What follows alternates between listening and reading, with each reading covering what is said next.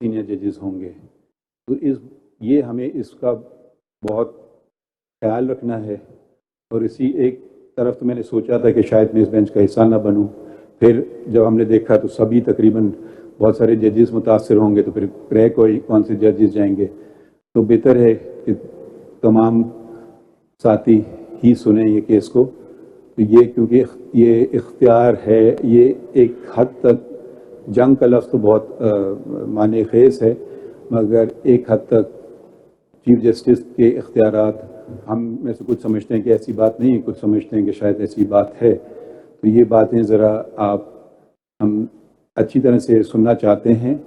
مگر اب یہ بھی نہیں، اس کا مطلب ہے کہ سنوائی کا مطلب یہ نہیں کہ آپ دنوں ایک بحث کرتے چلے جائیں۔ آپ میں سے ماشاءاللہ خواجہ صاحب نے، اٹارنی جنرل نے اور دوسرے صلاح الدین صاحب نے قلم بند بھی کر دیے ہیں اپنے دلائل، وہ ہم نے پڑھ لیے ہیں یا پڑھ لیں گے۔ تو اگر آپ چیدہ باتیں کریں کیس کے متعلق، اور کیونکہ یہ آج کیس لیں گے،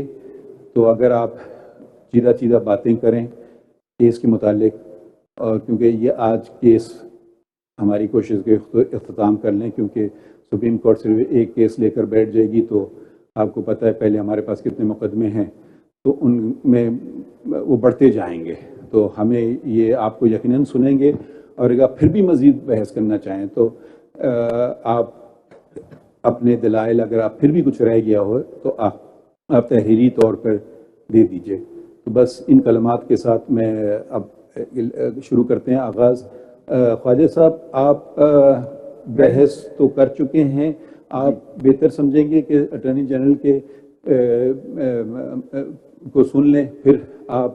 ان کا بھی رائٹ، آپ کا یقیناً جواب دینے کا حق محفوظ رکھیں گے، تو آپ اس وقت کر سکتے ہیں